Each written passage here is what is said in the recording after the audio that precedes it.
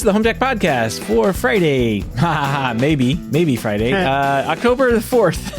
From Sarasota, Florida, I'm Seth Johnson. From Reynoldsburg, Ohio, I'm TJ Huddleston. And from Pickering, Ontario, I'm Gavin Campbell. And welcome to the HomeTech Podcast all about home automation, home technology, the internet, shovels, guys randomly showing up at your house. I'm putting this in quotes, repairing the lawn.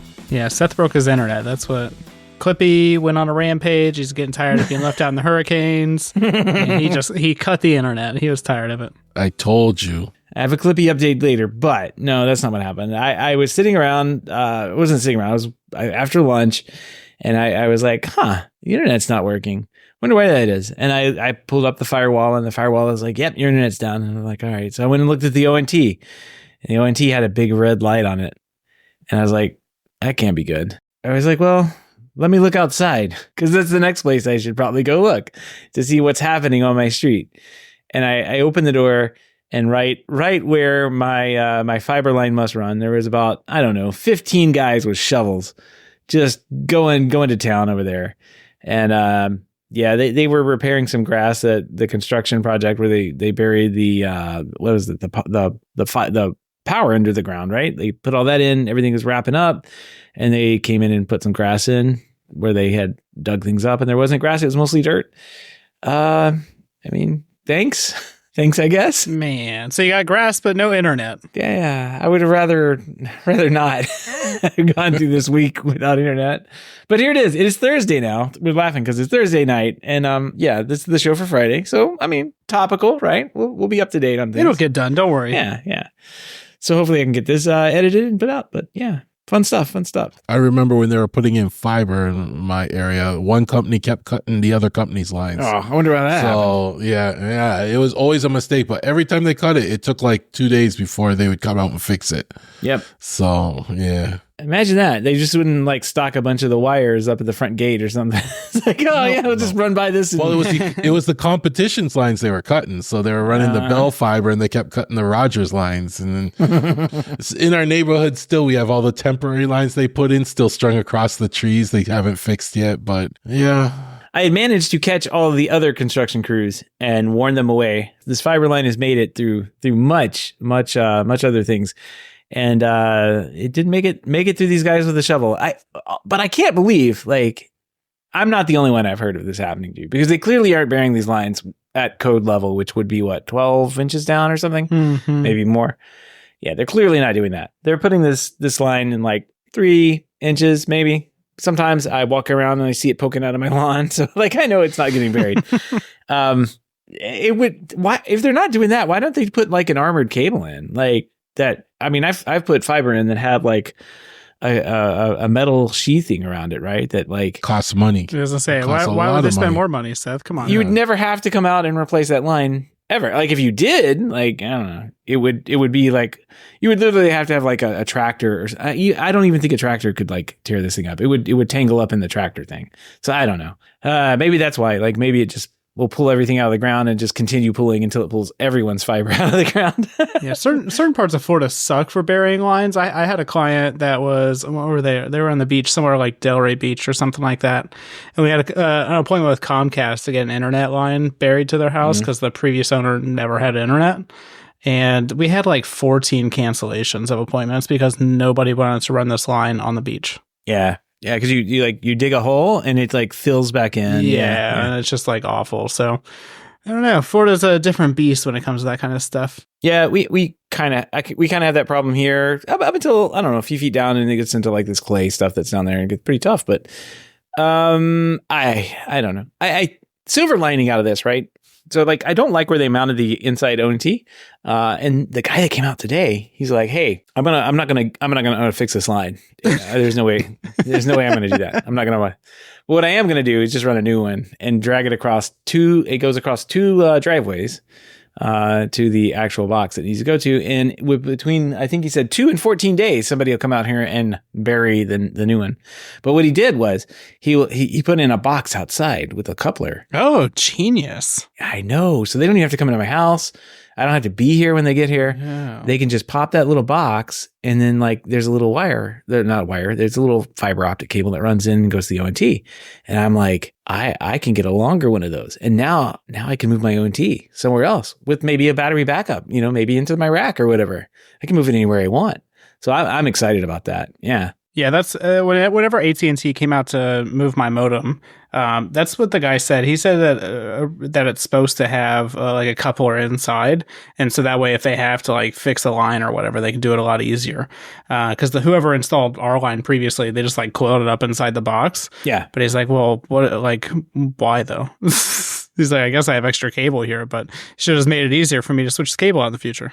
Yeah, I've had exterior ONTs, like the like full electronics. Everything was outside all the time, and there was like a little power supply and stuff inside. But this one's all inside. No battery backup on this one, and it goes. If the power goes out, it'll go down for a little bit, and then kick. Like, it doesn't have to. Like, I could keep that on, and wherever the optical terminal is back in the wherever that's wired in, like it would stay on for that. So, and I have done that in the past where the power's out and, just plug a battery backup you have laying around into the ONT. It can run for a long time because it doesn't use that much electricity, and everything works, but just weird. I'm going to add that to my list of projects of things to do one day. I've got to figure out what cable to get and what end to put on, to extend that wire. Cause it's a single fiber mode line. Yeah. So if it's on your project list, we won't be talking about this till next year again then. Yeah. Just when his internet goes out. Yeah. Yeah, exactly. I get so much done. I'm going to ship you a wall box so I can turn your internet off. That way you can get projects done. What a genius idea.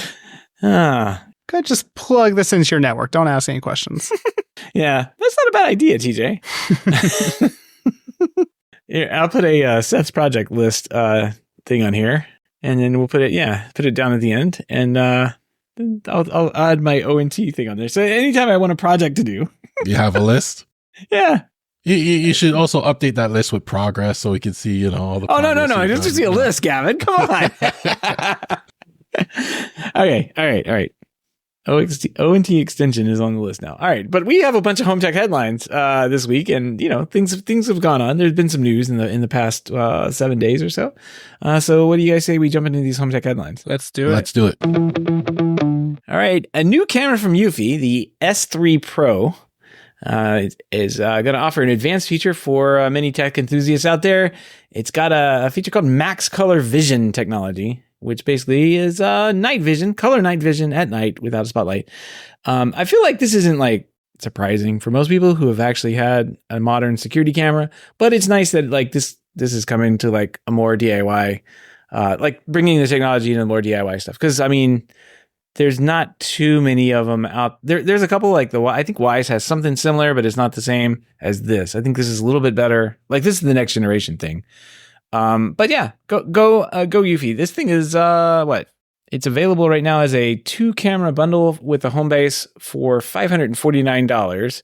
It's fully compatible with Apple HomeKit Secure Video and supports integration into the HomeKit ecosystem. Offers local video storage without monthly fees if you want to do that too. Not bad. This is one of those cameras that has the batteries though. Like you have to take them down and record them from time to time. I see those in restaurants all the time. I just don't get it. Does this have a solar panel built in some? Because I know some of them, it does include a backup solar panel. Yeah. Honestly, I've used Eufy cameras just 2 or 3 times now. I think they're pretty decent. They used to have 24/7 recording cameras, but obviously you can't really do that with battery powered cameras. It would be nice if they brought that feature back with this kind of thing. But the color night vision, I think, is one of those things that if you have not seen it on a security camera, you should look it up because it truly is different. Like a lot of people tell you that technology is like great and all that good stuff, but like this is one of those things that like it is a drastic difference between like new cameras and old cameras. Yeah. And I'm excited for every single camera to offer this. I think it should just be a standard feature. Obviously, once they get cost down a little bit. For $550 for this coming with 2 cameras and a little base station, which you can keep a hard drive in, that's not a bad price. So they've actually, I'll put a link to this on their, it's eufy.com/EufyCam Pro. I'll put a link to this in our show notes. They've got, if you scroll way down the page, it's got some decent examples of what you're talking about, TJ. Like, and this has been my experience too. Like, they've got human vision, which is basically, what it would look like with nothing on there. They've got on the far right the infrared night vision, which I think looks better than most infrared night visions ever looked. And then kind of what they're calling adaptive spotlight. It's probably another feature they have on another camera. That looks like what most of these like night color cameras that exist on the market these days look like. And then it looks like this max color vision. This is their latest generation. This is what I've been seeing come off the line on some of the newer like UniView cameras and that kind of thing. So it is a striking difference between like what you get like off a normal camera or security camera to what you see with these like new color at night cameras. Pretty good. Pretty cool. Well, if you ever heard me like rage against Ubiquiti cameras, because like the Ubiquiti cameras, the software is fantastic, but the hardware sucks. Mm-hmm. This is one of those things that I think Ubiquiti cameras should come with automatically, especially for the price. You can buy a $380 camera from Ubiquiti, but it looks like crud at night because it doesn't have this color night vision. And so that's one of my biggest gripes with Ubiquiti. I think if they added color night vision for the price, it would be an amazing camera at that point. And these, you're right to ask about the like the solar power add-on thing. It looks like you can add a solar panel onto it. It looks like, is there a solar panel on top of these things? Certainly looks like that's the solar some panel. of their models have solar panels on top of them, and so what it looks like is they're just reusing the housing for it, but they actually have a separate solar panel for some reason. Maybe because it consumes too much power with the color night vision or something. Because I know they have other cameras that look just like this with the solar panel built in. Yeah. But it's kind of like the Ring or something where you just mount the solar panel sepaperly. This one actually looks like a normal camera, so I don't know. Not a bad deal, especially if you don't want to run wires. Pop the base station in, pop 2 cameras up, you're good to go. And you can see at night. I've got the new UniView, what they're calling the Owl View. I don't know why they're calling it Owl View. I guess owls can see at night, but I've got 1 or 2 of those cameras sitting around here. I'm going to hook them up. And it's funny you're talking about the Ubiquiti ones. I think they're like the little G3 ones, right? The little, they're pretty much just infrared, black and white at night. They're not anything good, but they're also $100 or less camera, maybe $79 camera. So I can't fault them for very much, but I can't see anything at night other than like 10 feet from the camera. And I can see like possums walking around and raccoons walking by the house, but like anything that's further out, anything that's like down in the creek in that area, can't see it at all. It's just pitch black. I can kind of make out some of the houses across the way. So I'm going to put one of these cameras up and kind of do like an A/B comparison. It's not even going to be it's going to blow one way because it's like a $79 camera versus one that's probably like a few $100s. So. Yeah, and that's the thing, right? Is like when a camera is very affordable, like the fact that Wise can pack a color night vision sensor into like their $30 cameras, like that's amazing. I don't know if we're going to see that in like a mass adoption anytime soon, but for a $200, $300, $400 camera, I think it should definitely be a default now. Even Ubiquiti is like $200 camera. It's kind of like whatever. You don't necessarily need color night vision, but for $400, I think you should. And I think I was first introduced to the color night vision, I think, when you got the Starlight camera, TJ. Mm-hmm. And you showed us those, and I honestly I was blown away at the quality of it. At that time it was like pitch black in your backyard, but it looked like day. Yeah. And ever since then, one of my future projects, very far in the future, when I replace my cameras, I'm getting everything with Starlight or night vision, just be outside, because it's so much better. Yeah, I had to. Well, if you've listened to the podcast, you've heard my gripes about Blue Iris as well. But I finally resorted to my interior cameras are all going to be Ubiquiti. So my interior cameras are all Wi-Fi based. Those are all going to be Ubiquiti, and then my doorbell is going to be Ubiquiti. And then my exterior ones, they're going to have to be Blue Iris or whatever else. Because I do need that color night vision. I originally had Ubiquiti cameras everywhere, but I couldn't see anything at night. And, that's probably when a lot of crimes happen. So I need to be able to see if somebody breaks into my van at night. Yeah. Yeah. What they have listed as adaptive spotlight I went over to the Wyze website, and that looks like what they're calling color night vision on the Wyze website. Yeah. So.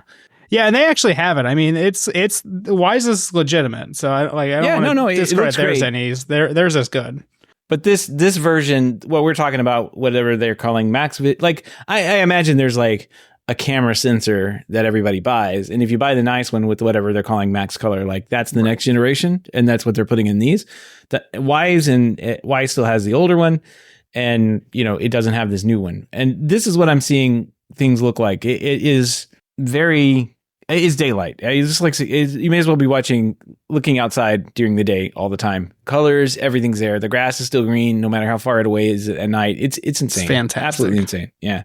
So actually, I like the marketing images here. It shows all 3-4 modes, I guess, that you can put the camera into, whichever one works well with your situation. But probably one of the color ones, I think. I like it. More color night vision. Everybody calls theirs something different too. Like hike vision is like, I don't know, color view, Dollhouse, dark fighter, Uniview's dark fighter or something. Owl camera, owl view. They're all called something different, but they're all using like the Sony Starlight sensor, I think. No, they all have different sensors. Oh, they all have different sensors now. Yeah. It's well, because some of the. I thought it was always Sony that had one. No, that's the Starlight. That's the official one. That's when they can say it's Starlight, but then everybody else is like, oh no, it's like sense. Starlight, but it's this. That makes sense why they can get it so cheap though in certain areas. Yeah. I'm pretty sure they're doing their own. They're rolling their own. That makes sense. Yeah, whatever is in that chip. Like, I'm just glad to see that it's progressed this far, where you can get a $30. What does this Wyze V4 camera cost? What is this thing? $35.98 on their website. You can get that camera. You can get this $300 camera here, and you can get a bunch of other cameras that can do this. But like, except if you're in buying Ubiquiti products, then you can't do that. So Ubiquiti. Hopefully the OnVIF thing will update and work one of these days. Yeah, mine aren't showing up anymore for some reason. Yeah, status update is not working still. So they'll keep trying. They'll get it done. Hey, speaking of home technologies, Home Depot has introduced a smart glass front door that can switch between clear and opaque with the press of a button, voice command, or heck, just a schedule.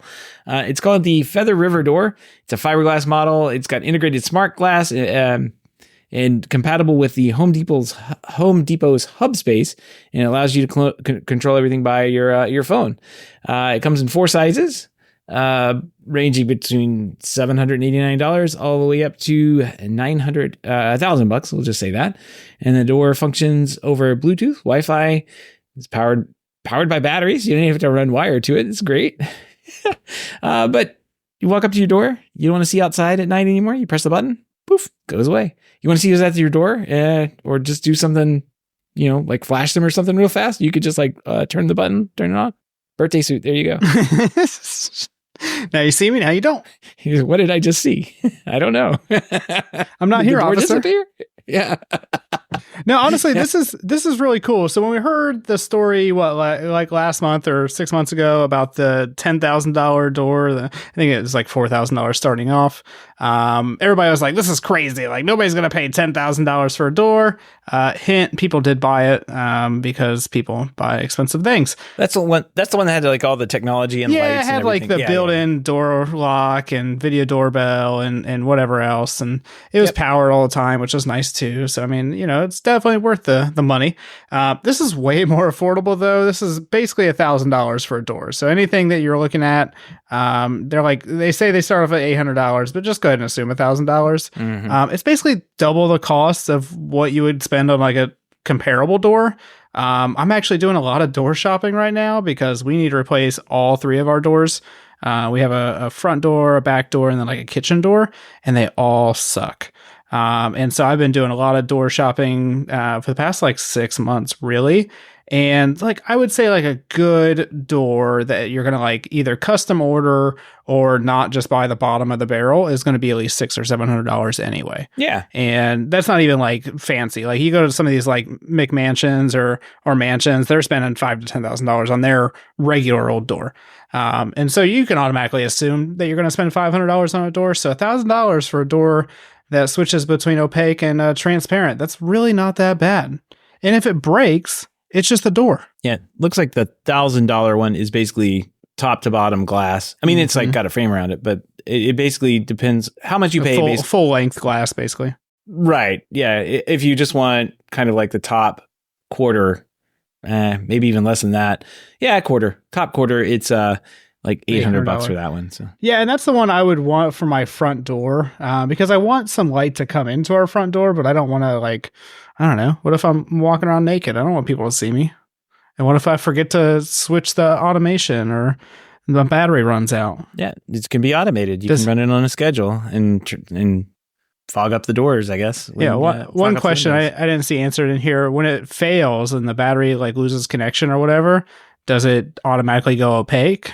Because I feel like that's an important thing. If the battery runs out, does it just turn transparent? Everybody's like, "Ooh, what's in your house?"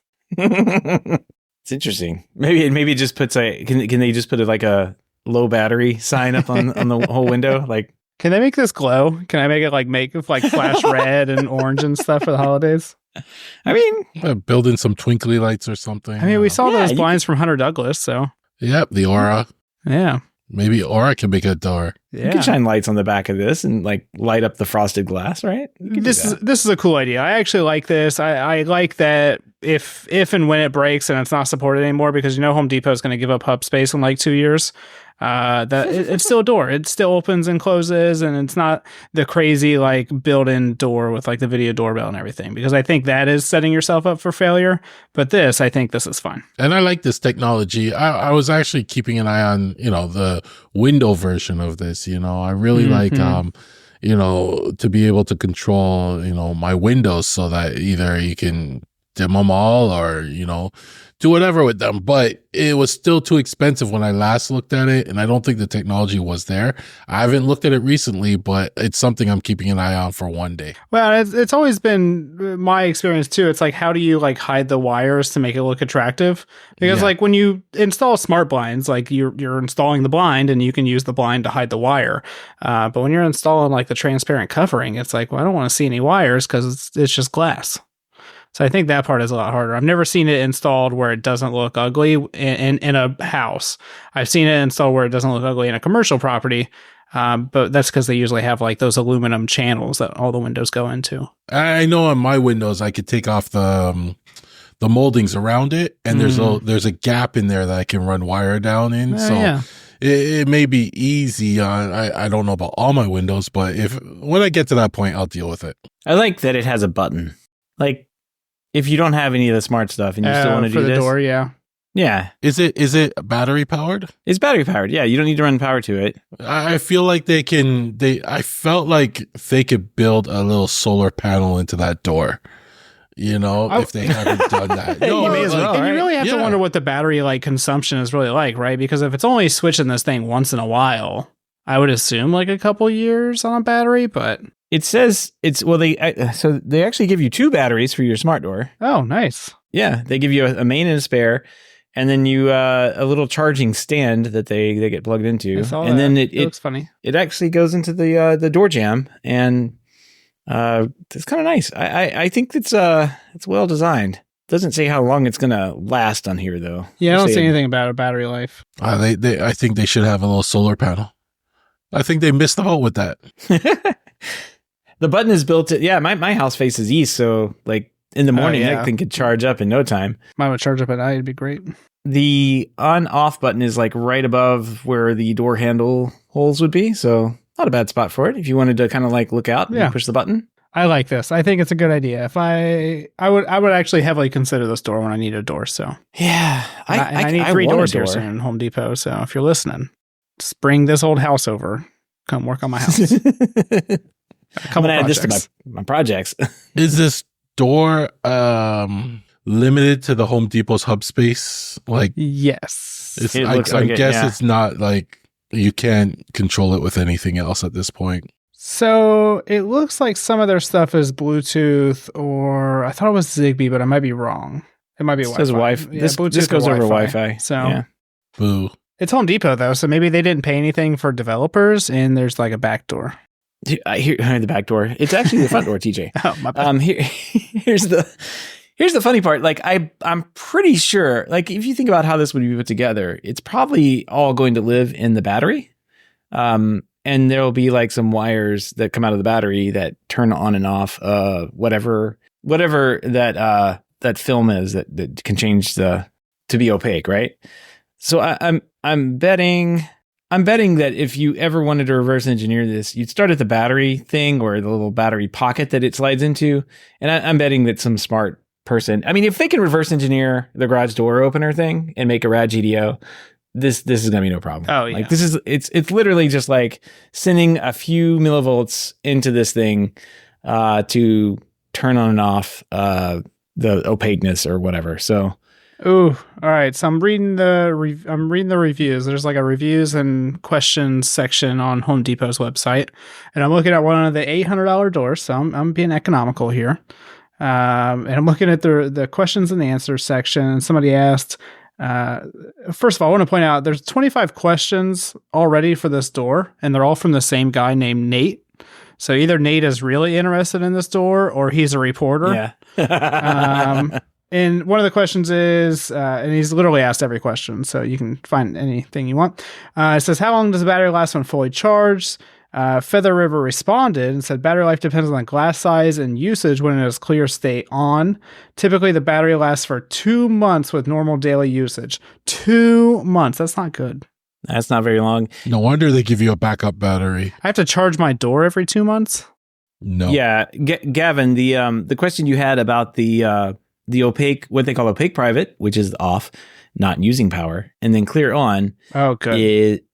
Clear is on using power. So when it's on, it's clear, but when it's off, it is opaque. So it's going to fail to the opaque side. Well, so technically, if you just have it off most of the time, you think, no, because it still has Wi-Fi. So Wi-Fi, yeah. Yeah, 2 months sucks. But come on, Home Depot. Would people leave it on? Like, people want it probably. Is it on or off? Now you confuse me. So on you would be clear. Would be opaque. Yeah. So you basically want it on all the time, right? So that people can't see in your house. No, people want to see. So that's going to be. You want it off then. You'd have it off, and then when you want to look out the window and see people, you turn it on. Or you want people to see you. Yeah, so you don't want it to be clear probably most of the time. Don't look at my house. Right? So, or else people will be looking at your house all the time, which means it's going to be using battery power, right? No, it's going to it's going to be not using battery power, but it's Wi-Fi still. So still Wi-Fi. Yeah, so I'm imagining the battery life. I mean, if they're saying 2 months in the comments, I don't see it get much better. If they had a solar panel, like that would take care of a lot, like, I don't want to be replacing this battery every 200, every 2 months. That's just a waste 2 months of is time. way too often. Yeah. All right, Home Depot, I'm out. Sorry. Yeah. This is a good enough. I think this is a good enough price that it'll be popular enough, and then also people will kind of tear into it and change out the hub spot for like an ESP home. Oh, that would be smart. Oh, go buy it, TJ. Let's do it. Okay. All right, TJ, let's get it. I'm going to add it to the project. Do we have enough money in the HomeTech budget? Do we have money in there? Yeah. What happens? Can we get them to send you a door? Let's get them to send you a review door. Yeah, I need a door. Hubspace, Home Depot, Feather River Doors, whoever you are. Send me a door. Yeah, send a door to TJ. TJ needs a door. Yeah, I actually do need a door. I think we tried this last time with the $4,000 door. It didn't work. Yeah, well, I don't blame him for that. My house is not worth a $4,000 door. I can tell you that, but it is worth a $1,000 door. I can confidently say that. Yeah, there we go. Fancy. All right. Well, Home Depot, give us a call. 1-800-HomeTech.fm. That's our phone number, I think. You can actually see, what's funny is they posted pictures on one of these of the battery pack, and it's got the manufacturer that you need to, the manufacturer that made this thing in there. So there you go. Maybe this will be reverse engineered before we know it, before too long. I need it. It's a 40,000 milliamp battery. At this point, just build your own. Get with some of those. Get glass, get the film. Let's hook up ESP to it and cut a hole in the door. I've cut a hole in a door before. And then mount the window. And at this point, and it'll probably be less than $800. I don't even think you guys need to do that, though, because you could just put the smart tint on and then run wires to it. And then bam. Exactly. This being built into the door is kind of nice. Yeah, it is pretty nice. And then when it breaks or it stops working, whatever it is, you just put your own tint on there and then you're good to go. Yeah, so they make it shiny so you can see it as a mirror when you're walking over. My neighbor came over to my house after we had our windows tinted last month, and he came over to our house today. He goes, "Dang, you got a mirror going on over here." So we can see you. That's right. We're watching you. That way you can think about yourself before you ring my doorbell. All right. We got to talk about this. Sonos has a plan. No. And it's not just the Trello board anymore, guys. They actually have a plan. They're going to earn your trust back. Doubtful. They're going to do it. They announced I'm calling it the Patrick plan. I don't know what they're calling it. They just call it the Patrick plan. Because this is like, so I put it in our card here where we can look at it. Because it's like all of the, like they made this like giant page full of images and a video of Patrick Spence talking and blah, blah, blah. And then they have all their like commitments. They have 7 commitments that they came up with. The first one's is not labeled of anything, but they just say they're going to deliver the highest level of customer experience and establish ambition quality benchmarks at the start of their product development. And they will not launch products until they meet these criteria. So that, they're not going to push things out that are half baked, which I kind of, it feels like that's always like usually what Sonos did up until like recently where they were. Shouldn't that be like what every company does though? I don't know. I don't run a software company, but I feel like that's probably one of those important things. It's tough. I mean, I'll say like it's tough because you get like, you're right up to the line. Like right now, I have a project that's open that we've been working on for quite some time. And then like halfway through, we decided to make it better. And we did make it better. We actually solved a lot of problems. And we showed it off at Cedia. And we're like, hey, this is awesome. It'll be up on the website soon. It's not Cedia anymore. Cedia was in September. It's now October. And like, true. and people are like, hey, where is this thing? And now if you go to the quality awards, I forget which one it was. Maybe I'll put them in the show notes so people who listen to the podcast can go vote for this thing that doesn't exist on our website.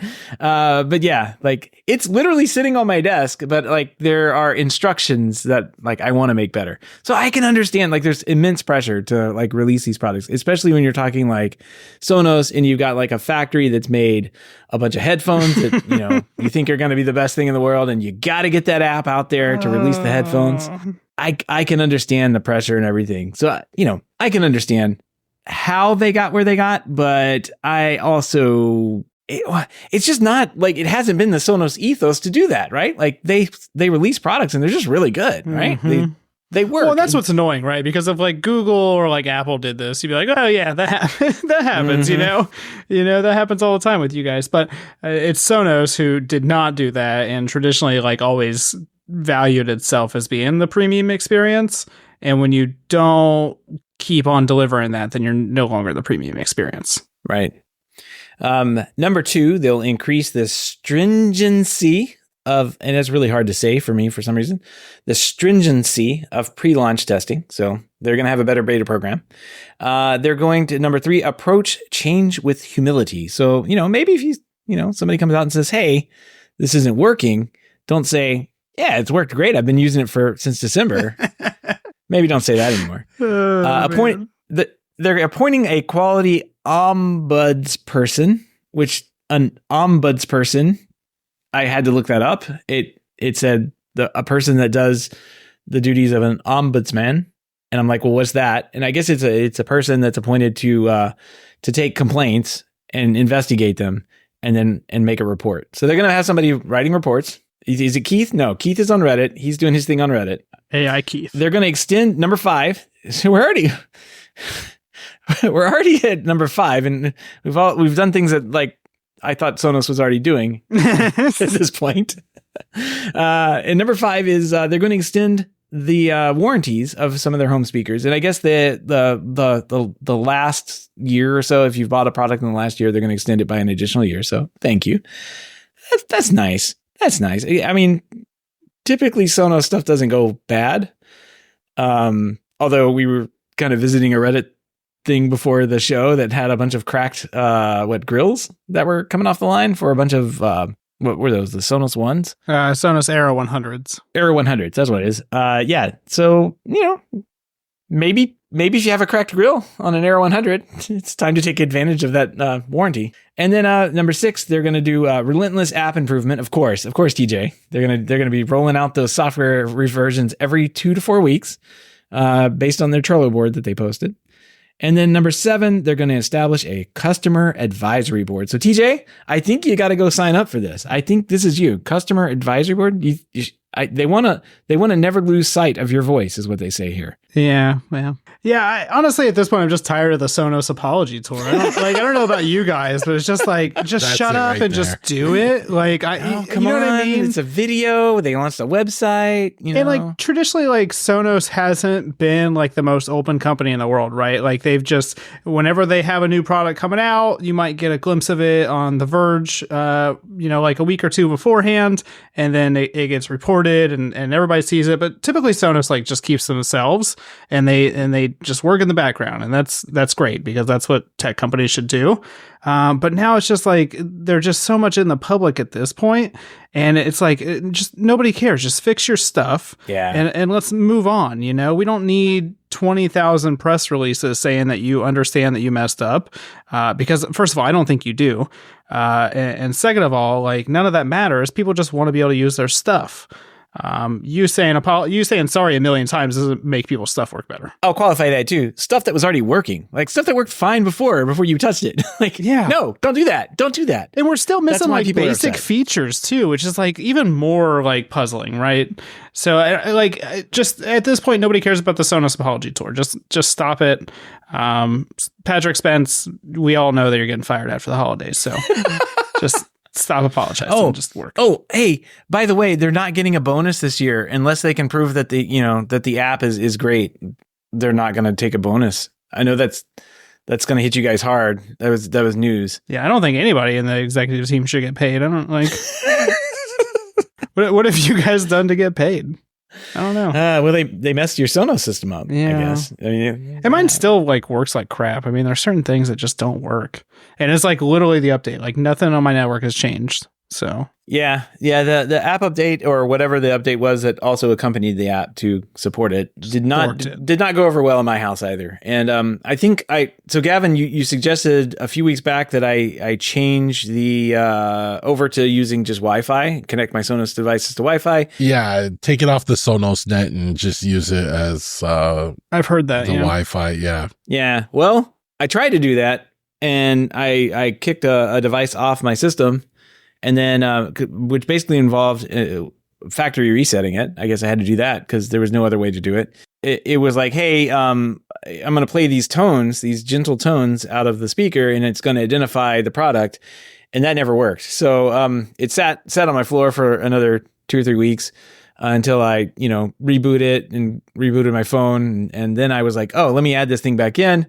I got it added back in. It just automatically adopted and went straight into the Sonos Net thing. So I guess what I have to do is literally go around, factory reset all my entire Sonos system, and then get it changed over to Wi-Fi and delete the hub thing. Because there's no, with the products I have, which are Play 3s mostly, and a couple of Play 1s and the soundbar thing. I guess there's no way to actually move those off of Wi-Fi, the Play 3s especially. Like you have to factory reset them. There's no other way around it. I didn't have to do that for mine. I have Beams, I have ones, and I even have the IKEA ones, and I have a 5. And all I had to do, because when you put it on Sonos Net, you have to plug in, hardwire one of them, I think it was, right? And then the rest kind of did that. And I just unplugged that one, and then it kind of switched all over.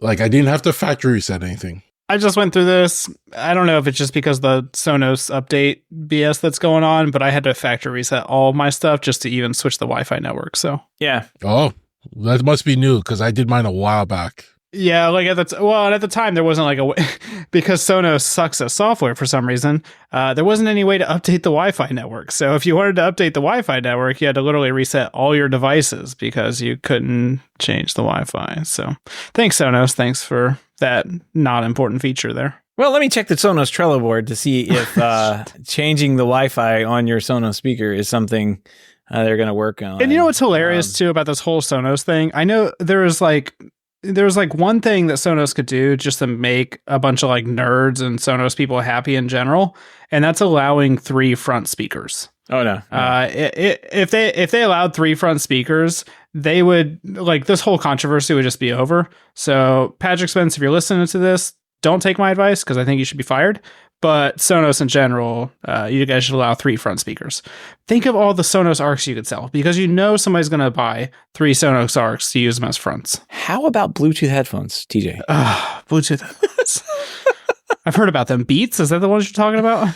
No. Like, how about... They make cases now, if you didn't know. We hear you, TJ, but how about a streaming device? How about an Apple TV competitor? Yeah. Yeah, how about a TV device? Yeah, we can't make audio equipment, but what about video equipment? Do you think we can do that? Man alive. Well, I don't see anything in here about changing the Wi-Fi on the Sonos Trello board. I think they might have fixed it now. No. It was a legitimate problem there for a couple weeks because I wanted to change my Wi-Fi network to something else and I couldn't. So, well, I'll give it a go. I'll try it again. I'll unplug. I have one of those Sonos, the bridge things, right? The little bridge. The Boost. Yeah, the Boost. Don't use that anymore because Sonos Net doesn't work. Because for some reason Sonos decided to get rid of that. I did make changes to my Wi-Fi network where I have a separate SSID up for stuff like Sonos now. So I will I'll switch everything over to that and we'll see. If I have to factory reset everything though, I'm not going to be very happy with Sonos, but hopefully the product will work better like Gavin said. Because usually what Gavin says to do something, Gavin's always right. It's right. Yeah, exactly. Gavin AI would not lie. We sure hate Sonos, but man, we'll talk about them all the time. So tired of that conversation. All right, here's something cool. Ring is adding 24/7 continuous video recording for its stick-up cam and the indoor stick-up cam starting on November 5th. This feature, available through a newly renamed Ring Home Premium plan, allows continuous recording, unlike the motion-triggered recording that you get now. The premium plan costs $20 a month and includes cloud storage for up to 10 cameras on that continuous video recording, along with event activated recording, on the other stuff. Initially, what they're calling CVR will be compatible with 4 wired cameras, but not with the wired doorbells. No, thank you there. Ring's pricing is higher than its competitors like Google Nest and Arlo, which offer advanced detection features. And additionally, the professional monitoring for Ring Alarm is now a $10 add-on, which we'll talk about next. What do you guys think about this? It's kind of interesting, huh? This, I'm glad they introduced this, It was one of the features I felt Ring was missing. It's always good that they have alerts and stuff like that, but I feel like 24-hour recording was a big thing, and for them to add it. The only thing is, you're gonna have to make sure you're not on very basic internet plans too, especially the more cameras you have, because they'll be uploading constantly to the web. So just something to keep in mind. When I first heard this, I saw the $20 price tag and I was like, $20 per camera, that is crazy. But $20 for up to 10 cameras, I don't think that's a terrible deal. I don't like that it's very limited on cameras because I imagine it's because of how much storage they have built into those cameras. But it's only like a couple cameras out of like so many different cameras they have. But for $20 a month, I really don't think it's that bad of a deal. And most people do not want to be bothered with like a physical hard drive and like a server and stuff inside their house. And so I think a lot of people are just going to upgrade to this plan if they can, because they can get those 24/7 recordings. What I'm interested in though is, are they just uploading this every second or every minute that it records something? Because if so, like, you're gonna have to make sure you have really good internet, and I would assume like good upload, especially if you're gonna add up to like 10 cameras. Right. So that'd be my concern off the bat. Yeah, I mean, most of these other companies that do this it's just constantly streaming out, and then there's a server on the other end that just ingests that video and saves it. I mean, it's not an unheard of technology, especially, I mean, a lot of commercial cameras are doing that these days, where there's a cloud component and the NVR is up in the cloud. The installer just goes out and plugs them in, and they provision, access cameras even have like a VPN built into them where they will completely dissolve themselves from the main network and just go straight to this cloud computer. And it's crazy stuff that exists out there on cameras these days. So this isn't like, I feel like this is a known technology. Apple HomeKit cameras have been doing this for a while now. Even, there's not very many of them, but yeah. Like Gavin said, I think you're going to have to make sure that you're not on one of the basic internet, especially with those internet. Some of those internet plans have like a data caps on them where you can't go over them. Yeah. Be wary of it doing anything with this, because it's just like watching a video all day long on 10 cameras. It's going to rack up some gigabits going out. All the GBs. Yep. You're going to get all the GBs taken away from you. There's a couple of new features that are coming out. Doorbell calling basically turns your doorbell notification into a phone call. Somebody calls you, you're going to get a full screen phone call. Somebody's calling you from your door instead of like a pop-up notification. So that's kind of nice. That's a good idea. Yeah. I guess Arlo Doorbell has been doing that for a while. So it's nice to see that kind of brought over to Ring. Video preview alerts sends a rich text notification over to you when the camera is triggered. It includes a video clip and it'll give you more detail about what's going on. And it's going to have extended continuous live view, which I think, TJ, you like this. Instead of going from 10 minutes, you can leave that live view playing for up to 30 minutes. And if you pay for the premium plan, you can watch for an unspecified amount of time. Yeah, I like that because a lot of people, I mean, there's certain areas where like maybe you just want to put a security camera up, but you really don't care about like the recording or the motion alerts and stuff like that. You're basically just using it to like watch an area. And one of my annoyances with, Ring and a bunch of others is that the timeout is like not that long. And this is pretty common for internet streaming cameras. Like Alarm.com does this. I think Nest does it. Everybody just does it for like an unspecified amount of time. But anytime you can extend this, I think it's useful because some people, if I'm just like, sometimes like we're waiting for like a contractor to come over to our house and we'll pull up the Ubiquiti doorbell on the TV and just let it hang out there for 30, 45 minutes while I'm waiting on whoever to show up. And I can't do that with like Ring doorbells and stuff. So I think there is a legitimate use case for that. And it's good to see that it is being extended. Yep. And honestly, the video preview alerts, I thought they were already doing that. So I think they had like the image, like a text that had an image in it, but not video. So yeah. But yeah, all good improvements. Good to see. And if you pay for this premium plan, you'll get some continuous video recording up to 10 cameras. If you have those specific camera types. And it's not all the cameras, it's just specific ones. Yeah. So I mentioned the Ring alarm service that they mentioned for having, as a $10 add-on that they're going on there. They're also increasing monitoring service price for people who are grandfathered customers who are paying $10 a month. It's going up to $20 a month, or basically $100 annually to $200 annually. It's going to kind of bring it up in align with the Ring Protect Pro plan, which was introduced about 3 years ago. This price hike is effective from the next renewal period starting March 1st.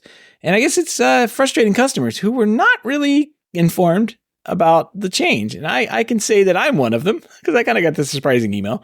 An email back in September mentioned that the plan name was going to change. It didn't really highlight like the future price increase, except in some really tiny print down at the bottom, I guess. Oopsies. But here's what I got in the email today. This is your reminder that we're previously notified you of your Ring Protect Plus first gen plan transitioning to a Ring plan with Alarm Professional Monitoring. Starting at your first renewal after March 1st, your plan will be transitioned from the Ring Home Standard with Alarm Professional Monitoring, and your price will increase from $10 a month to $20 a month, or $100 to $200 a year with plus taxes. So, yeah, I don't really feel I was properly notified about that. I guess a lot of people don't either. I $10 a month, I'm probably not going to pay for it. It's probably going to be like the reason I pull the Ring alarm stuff out and kind of roll my own through the old Home Assistant, as they say, right? I'll say all your neighbors are old anyway. What do you really need a security system for? I mean, it's nice to have on if we're not home, right? Like usually vacation when we're leaving. Too. Yeah, I want to know something's happening. Well, in your neighborhood, you can leave Halloween candy out, and people will actually just take one piece. So yeah, I'm not really sure what you're concerned about. Yeah, I know. Like, what are you concerned about? Worst thing you have to worry about is gators. Yeah. Yeah, it reminds me that I know I sent a story to you about the Amazon packages, or it was a news story about the Amazon packages that were getting delivered at this house in Tennessee. I'm like, all right, my house is not that safe. Like this house had to have like 100, 200 Amazon packages. There were so many, it was like filled out and halfway through their front yard. And I'm like, yeah, people would take those. I'm pretty sure somebody would be like, these must be free, right? They're in your front yard.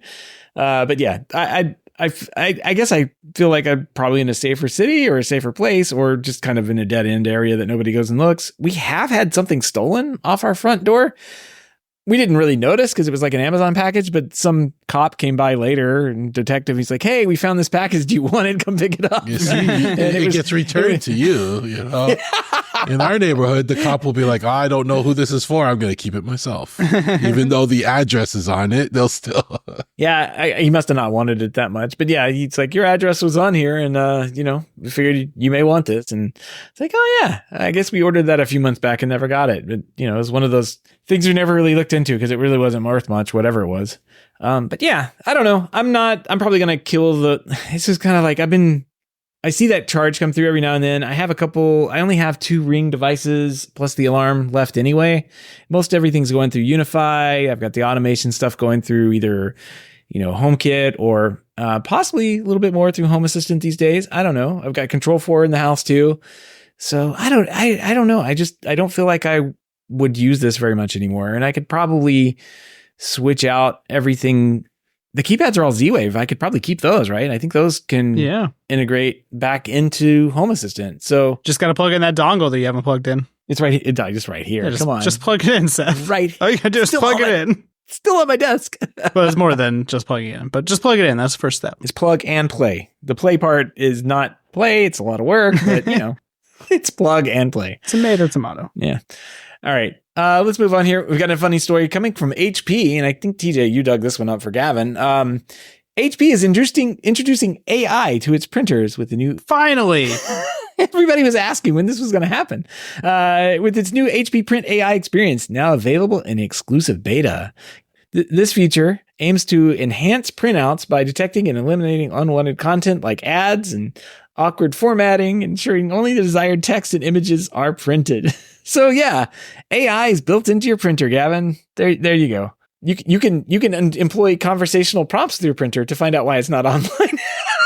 This is all we ask is one thing: just make printers work. You know, like that's all we want. It's like that's what AI will do. You know, you don't want a conversation with your printer? HP is sounding like a Sonos company. You know, we want this thing. No, we're going to give you this thing. You know, and now what? Now, not only am I going to have problems printing stuff, but when I eventually am able to print it, the printout's going to come out not looking like what I expected to print because it's going to detect something in my printout that it thinks is an ad and remove it. So now I'm going to be fighting with the printer to get it to, I don't think this is a good idea. The AI, it can upscale your images and remove unwanted objects. Like, I don't know if you get to determine what is an unwanted object. Maybe it thinks like there's a picture of you and your wife and like, I'm going to take Gavin out. He's unwanted and takes him out. And it's just a picture of your wife that comes out. Like, what happens? Hey, printer, can you print every image of me and my ex, but take my ex out of all of them, please? And then it will do its thing. You know, it's like, like the upscaling of the image, isn't that something I would do on my computer before I printed it? You know, like that's what I'm saying, right? Like, why would you want this built into your printer? Exactly. Software? So it's just, it looks like they're just trying to make up a problem to use AI for, just so they can put AI on their product. Just make the printers work. Bad HP. Go to the corner. Yeah. Yeah, bad HP. Everybody's adding AI. I think we have to add AI to the podcast. We're going to have AI somehow. We already added AI to the podcast, Seth. You were there. Yeah, like 2 weeks ago. It was still AI. It didn't work very well. This is the HomeTech. Nobody knew that the Gavin was gone. Exactly. HomeTech.fm now with AI. Even Rose thought that was Gavin. So actually, yeah, that's true. So we'll add a fourth host in the future. You know. Ooh, I wonder if we can do that. All right. One more story here. We got a Matter story coming from SmartThings. SmartThings has become the first major platform to support Matter 1.3. It was announced at the Samsung Developer Conference, and this latest version of Matter specification expands compatibility to include devices such as EV chargers, oven, cooktops, microwaves, tumble dryers, extractor hoods, water sensors, and water valves, along with energy monitoring, energy reporting capabilities. So, you know, it says the story goes on why there's pretty much no Matter compatible devices in these categories yet, but you know, Samsung's ready. Samsung's ready for those EV chargers. It's pretty cool. Somebody's forging ahead. You know, SmartThings is pretty big out there. It exists just about everywhere there's a Samsung product at this point. So I think this is a good thing. It's a good step forward. Yeah, I think it's a good thing, and it's good to see that progress is going on Matter. All right. Well, all the links and topics we discussed tonight can be found on our show notes over at HomeTech.fm/501. All right. We have a mailbag from Paul asking about LED indicators. He's looking for free recommendations to add LED indicators to existing dumb light switches in the house to display door and window closed status of nearby doors. Scene controllers seem to be the most common option, but light switches themselves don't really need to be smart for Paul here. He says, I understand that may just be part of the process to get connectivity to control some of the home status lights. He's running Home Assistant, says it's got Wi-Fi and a Zigbee network. And thanks for all of you three doing what you do. So thanks, Paul. Thanks for writing in. Interesting. So he's got dumb light switches, but he wants to display door and window. I think we talked about this before. Somebody has this feature where you have like a red light if there's a window open, and you can look over and see, oh, there's a window open. I need to go shut the window or lock the door. And then you get a green light and you can go to bed. So that's what it sounds like he's doing. How can he get this on dumb light switches? Well, so I don't know how you're going to do it on dumb switches. My suggestion is going to be that you just upgrade to smart switches if it's possible. I actually have this feature at my house. We use Innovelli Blue Series, so the Zigbee switches. They're $50 each. I just ordered another one. They actually have an LED status bar on the side of them. And because Innovelli is great and very user-friendly, you can make it do whatever you want. And so I have an automation set up on mine to where if the doors are all locked, then the light on all of the switches is red. And if the door is unlocked or open, then the light is green. And so that way I know that the it's not locked. I don't know if you could do this with just I'm sure you could do this with just like a display or something, right? Like somebody's got to make some kind of internet connected button or something like that. But for like a $50 light switch, I would just switch out the light switch, get these NFLs, you have the status bar, and then you can change it to whatever color you want. Gavin? I'm going to say the exact same thing. Like, it's just for, aesthetics, it's going to be a cleaner install. If you just get the light switch, the amount of work and effort you'll put into trying to do LED something, it's just so much easier to get the light switch. I know some people have done similar things with an LED light bulb, where in certain situations they'll set that light bulb to a certain color, but then you have to dedicate a lamp to it or something like that. In my house, I use the notifications on the LEDs on the light switch a lot. So when my garage door is opening, it's flashing a certain color. When it's opened or closed, it's certain colors. When the alarm's on, all the switches that are by each door actually turn red to, signaling that the alarm's on. This door will trigger the alarm if you open it, right? I also have indicator lights for like my backyard. When motion's detected, my lights in the backyard automatically turn on because animals are back there, right? But it also shows like a pulsing light to say, hey, it was triggered by motion, and it will eventually turn off when motion's done, right? And I do a number of things like that. It's just the easiest and best way to do it. Grab the Innovelli switches and you'll be happy. It's a clean install. It's an easy install. And it's by the time you buy the LED parts and everything you need, it's a fraction of the cost. It's going to start to add up, and you could have had a switch in there. Okay. So I guess I have to pick the most expensive thing possible. So I'm going to go that way. I'm going to suggest get one of these like Vesta board message boards things that are like the little flipping, like noisy, like really expensive. You just wait, like, yeah, I mean, okay. Exactly. It's $3,200. Okay. And you're going to put this up in the living room. So like as you're walking and it's going to tell you what doors and windows are open. And isn't this very loud too? I'm just checking. It's so loud. Okay, cool. I just wanted to make sure. You how loud this thing is. To make sure. But they do have like color cards that you can have in there. So you can have some color cards. You could say like front door, and maybe you could just flip that one or whatever. It's only going to make noise when it has to flip, TJ. So I don't know. There's probably a Home Assistant integration for that. I was going to suggest something like, just use an LED light bulb and, at 9:00 or whatever, turn it red or green, based on if the doors are locked or the windows are shut and that kind of thing. That's a good idea too. Well, I mean, Gavin did mention that. And then I also found some on printables if you want to go this route. There's some WLED indicator lights for Home Assistant, and it's somebody that had made like a little, just an LED, just one LED indicator light. It has WLED running on a little, I don't know, what is this called? ESP32, right? And then you get that integrated with Home Assistant, and you can make that indicator light whatever color you want.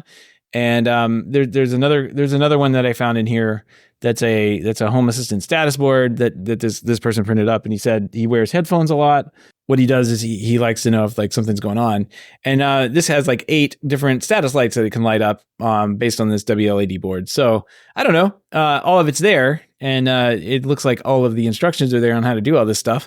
If you wanted to just have like a simple status board to look at, or in every room that had, on your path back to the the bedroom, you want to make sure all the doors and windows are shut. You can install little status lights and have these little status lights up. Or you can just get the $3,200 flip board thing and go that direction. When you flip, what would be nice about it is like when you do lock your door or you do lock your window, you'll hear as the thing changes over. Tells you. So just don't come home drunk late night. Oh man, well that's a lot of good options though. I think between the two of them, probably the NFLE switch or the light bulb. But I like the Vestaboard option too, so I'm glad you gave that one. Yeah, somebody had to, I guess. Yeah, and then I think that what he actually had run across with like the keypad or whatever, like a keypad with like 5 or 6 buttons with LEDs on it. Use it if you wanted to install it right next to your light switches. That would work too. So I think those are the way to go. And I don't think there's any, I don't think there's, if he doesn't want to get the smart switches, I can understand why. Like maybe you don't want to have maybe you don't want to do the smart lighting. Maybe you don't even have a neutral or something too. Who knows? Yeah. But there's definitely ways to do this outside of messing with smart lights. So, all right. Thanks, Paul. Thanks for writing in. Hopefully let us know what you end up doing too. Cause I'll be curious, see which way you go. Let me know if you get that cool Vestaboard thing that makes all the racket in your house. Get the white one. That'd be nice. Yeah. Yes. All right. We do have a pick of the week, and this is courtesy of Jimmy in the hub. He must get like every single IoT device out there. And of course he posts a picture in Slack, right? And for me, I don't know about for you guys, but for me, it was like cropped out. And I just basically see this guy sitting on a toilet and so Which is always a risky click, Yeah, I was like, yeah, and let me rephrase that. It's just like a little outline image, like one of these things, like a little outline of the guy crossing the street, stick figure, yeah, the guy crossing the street, the bathroom sign guy, whatever, and he's sitting on a toilet, right? And I click on it, I'm like, what does this have to do? I click on it, and it says, "Remain seated until the update is complete." Okay.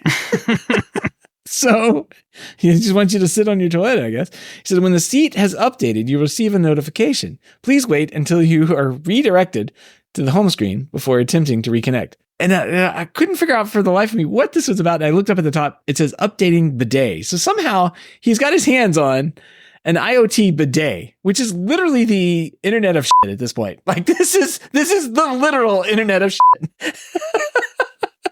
I'm impressed. Is this shitification? Honestly, is that what they were talking about? No, but it's close, I like how it says remain seated until the update is complete. And I believe it's probably doing that because it's what Jimmy actually said that he can set up like scenes, which I think is hilarious for a bidet. So if you wanted to like blast your booty hole with like 70-degree water and then blow the fan on it, it'll do it. You can just create a scene with that. But I like that this says remain seated until the update is complete, because part of me wants to believe that the toilet seat rumbles or something when it's complete. It will. Or it just will like not do it, or just blast you with air or something. It's like, boop, I'm done. What if you got up halfway through the update process? What happens? It just sprays water all over the place. Shoot you with the water. Okay. I told you not to get up. Yeah. What if it doesn't update at all unless you're seated on the seat? Like, what if you have to stay on the seat while it updates? No. Pull your pants down. Act like you're going to use it. I wonder how smart this thing is too. Like, can it detect who's sitting on the toilet, or can you adjust the spray angle and strength? Like, I wonder how smart it is. I mean, I don't see why it couldn't, because I mean, like the smart litter box I have, it can detect the cats based off their weight. So, I mean, if we can do that with $1,000 litter box, I don't see why we can't do that with a bidet. I can't wait for his review on TikTok. He posted a review. I'll have to put this in the show notes too. He posted a review of a water hose timer the other day, and the sound that he had in the background was of a water hose running in his yard, but it certainly didn't sound like that. So it sounded like there was a bathroom break going on while he was recording the video, and I cracked up laughing. It was so good. But I can't wait to hear what his sounds like when he does his review from the bathroom. Well, actually, I joined TikTok, so I can go watch that now. Oh yeah, right before it gets banned, I decided to join. So yeah, in at the last minute. All right. Well, if you have any feedback, questions, comments, picks of the weeks, great ideas for a bidet, give us a shout. Our email address is feedback@HomeTech.fm, or visit HomeTech.fm/feedback and fill out the online form. All right, project updates. I had no internet, so of course I got nothing done, but I did get stuff done this weekend because it was mow the lawn after the storms came through and watered your winter grass that's supposed to be dying. And so I had to mow all my grass. And then I put up a couple of decorations outside for Halloween. And I was rummaging through my bins of things, right? And I was like, oh yeah, I bought 2 of these Govee, what are they, the curtain things? Oh, yeah, curtain lights. Yeah, curtain lights. I bought 2 of those a while back, and I know you can like pair them together. So I actually, I don't remember where I saw this. Could have been on TikTok. Could have been somewhere. But I was like, I have this ugly garage door that never opens because it's our office right now. Like, what if I put the curtain lights over the garage door? And I grabbed a piece of like PVC pipe and zip tied the curtain lights to the garage door, and then cracked the garage door a little bit, and then shoved the lights and stuff down the garage door. So like the main bits to it, like the smarts and the things that shouldn't get wet, are inside the garage, and then the stuff that's weather rated, the LEDs, and then those are pretty well sealed up.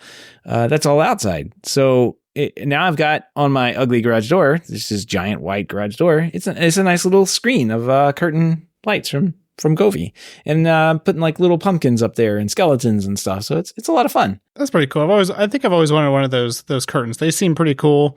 I really don't have anywhere I'd put it right now though. So maybe I need to get like some bush or something. We really don't have a flat wall with like no windows. You need a garage door. I need a garage door. Yeah. Maybe I'll just get a garage door with no garage. That'd be nice. Yeah.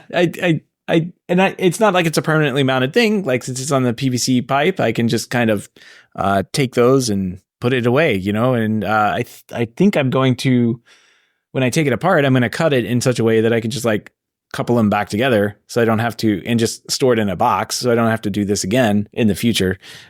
I might actually get one more of them because it's only like the middle of my I think one more would cover the whole garage door. Like there's only I don't know how wide a double garage door is, but it's like, I think one more would look better, and I would have a much more light and stuff to work with. And I don't know, it seems like it'd be the way to go. And the only problem I've had with it is the Govee software is absolute crap.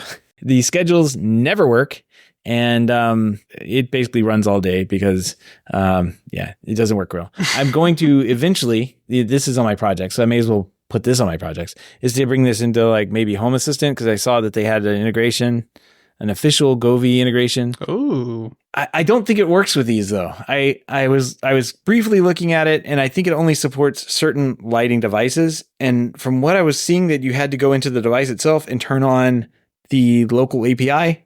These don't have that option. So I'm guessing that I'm going to be out of luck with that. And maybe the integration that I will achieve is a Shelly smart switch that turns on and off the Govee power supply at an appropriate time, so this thing doesn't stay on all night at full blast. Because it's actually pretty bright. I kind of surprised how all these little LEDs like on a white background light up the front driveway. Well, that's disappointing to hear about Govee software, because I was actually thinking about getting some of their permanent outdoor lights. Because I'm looking to add some of those this year. So if you guys have any suggestions, let me know. But Govee was one of the top ones that came up, and they have the Pro ones, which are like you can extend them and everything like that, which kind of makes them nice. But if their software sucks, that kind of ruins the whole thing. It's like an okay for the basics software, but like if the schedules don't work, because I have set them up 3 times now, and I guess every time if you need to make a change to the curtains, you have to separate them.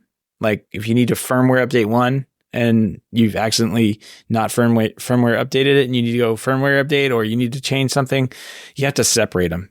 And then you can go and change, like the left curtain. I'm going to edit this one. I'm going to do something to that. When you put them back together, when you do that, it destroys all the schedules. It kind of tells you that. But I've set the schedules in. I haven't touched the app, and the schedules just don't work. So I really don't know. I really don't understand why that would be the case.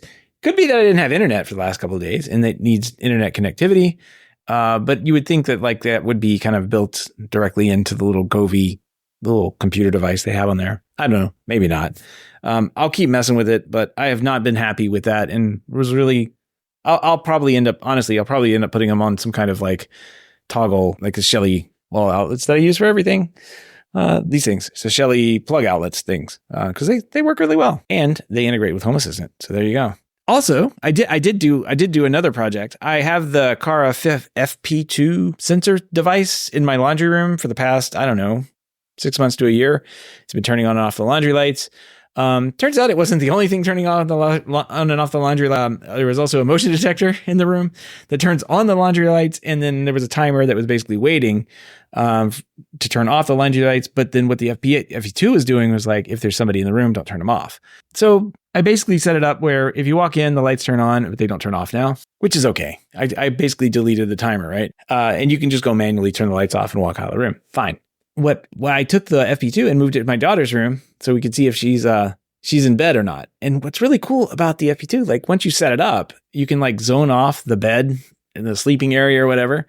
You can mark it as a sleeping area, and then you can like mark the other areas in the room. You can mark the entries and exits.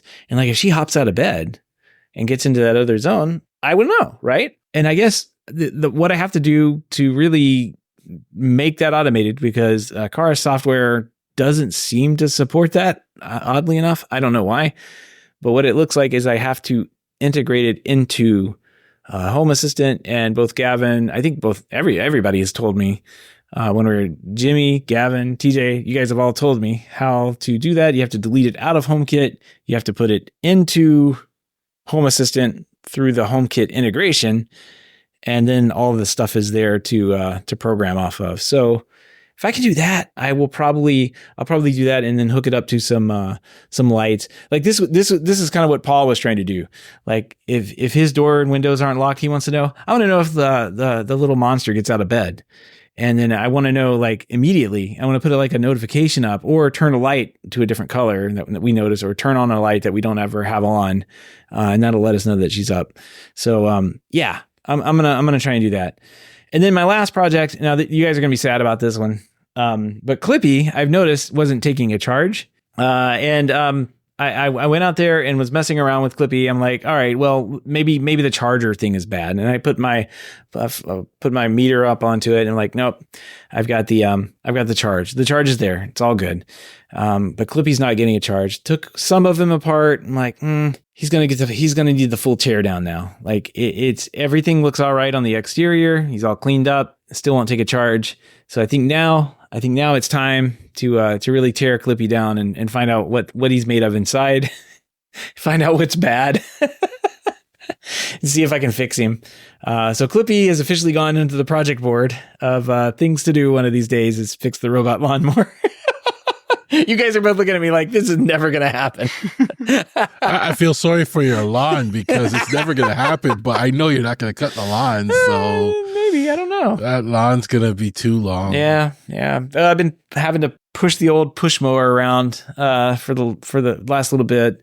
It's put together pretty well. Like I'm curious. I haven't cracked the main part of Clippy yet. I kind of left him together, just kind of cleaning the dirt. Like the way these are built, there's like a little, or the way this one's built is like there's a little shell over the top that was connected to like 4 little, I don't know, like joystick looking devices.